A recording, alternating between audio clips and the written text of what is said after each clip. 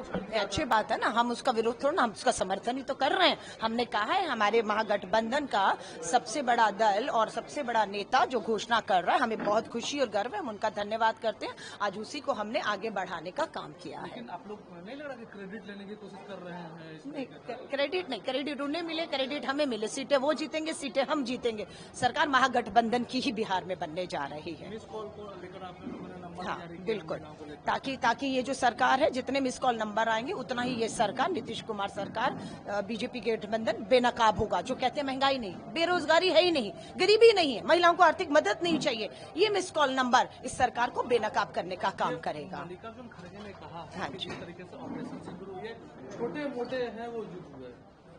देखिए मैं फिर कहूंगी, हम कह रहे हैं सर्वदलीय बैठक बुलाइए। प्रधानमंत्री जी भाग क्यों रहे हैं? लोकतंत्र है ना, क्यों भाग रहे हैं? हम कह रहे हैं लोकसभा राज्यसभा का सदन बुलाकर विश्व को तो हमारे नेता बताने जा रहे हैं, हमारे कांग्रेस के सांसद भी बताने जाएंगे पाकिस्तान की आतंकी देश की हरकतें, लेकिन देश भी तो लोकतांत्रिक में जानना चाहता है कि सीज फायर अमेरिका के दबाव में हुआ या नहीं, है ना? तो क्यों भाग रहे हैं मोदी जी इन सब सवालों से, है ना? जब वो सवालों के जवाब नहीं देंगे तो इस तरह की जो है शक पैदा होंगी उनकी चुप्पी कि डोनाल्ड ट्रंप लगातार ट्वीट करके सीज फायर और ट्रेड की धमकी देकर दावा कर रहे हैं। प्रधानमंत्री जी ने एक भी ट्वीट करके उसका खंडन नहीं किया है ना? तो लोकतंत्र है, क्यों नहीं जानना चाहिए हमें?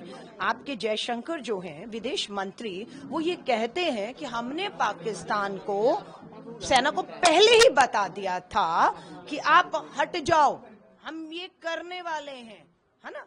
तो ये तो गद्दारी है ना, ये सेना के साथ धोखा है ना, कि हमारी सेना पाकिस्तान के आतंकी ठिकानों को निशाना बनाएगी। ये बात जयशंकर ने पाकिस्तान की सेना को बताकर धोखा, गद्दारी की है, जिसपे हम सदन में उनका वक्तव्य चाहते हैं। वो चुप हो गए, मोदी जी भी चुप हो गए। सर्वदलीय बैठक नहीं, संसद के सत्र नहीं, तो लोकतंत्र में यूं बच के नहीं जाने देंगे ना। धोखा तो है।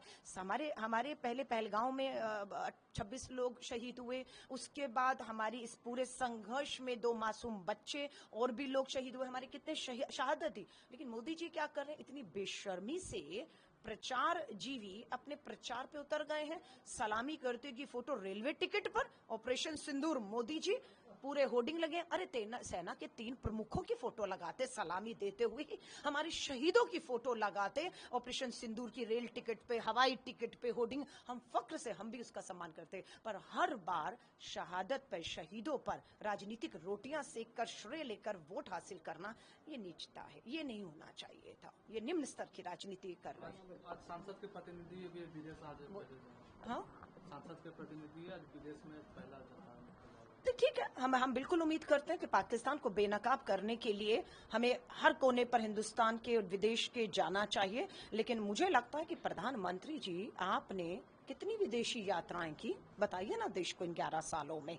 कितनी विदेशी यात्रा, कितने करोड़ों का धन आपने फूका, आपके वो रिश्ते आज काम देश के क्यों नहीं आ पा रहे हैं? हम आपसे सवाल पूछ रहे हैं।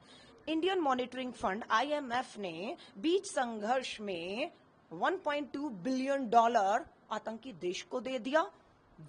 आपको विरोध में वोट करना था प्रधानमंत्री जी सरकार को, क्या किया? वॉकआउट कर गए। विरोध में वोट क्यों नहीं दिया? फ्रांस, रशिया, चीन, अमेरिका, आपके बड़े अच्छे संबंध थे, आपके लिए नहीं वोट किया उन्होंने, पाकिस्तान को इस फंड देने के लिए उनके समर्थन पे वोट कर दिया। और आज आप पूरा विश्व घूमने के बाद आप कांग्रेस के सांसदों को, दूसरे पार्टियों के सांसदों को खोज खोज कर भेज रहे हैं, लेकिन संसद का सत्र नहीं बुलाएंगे। यही सांसद जो विदेश जा रहे हैं, वही सांसद देश के भीतर भी लोकतंत्र के तहत संसद सत्र में भी बात को रखना चाहते हैं, जिसकी इजाजत आप नहीं दे रहे। आप लोकतंत्र का गला दबा रहे हैं।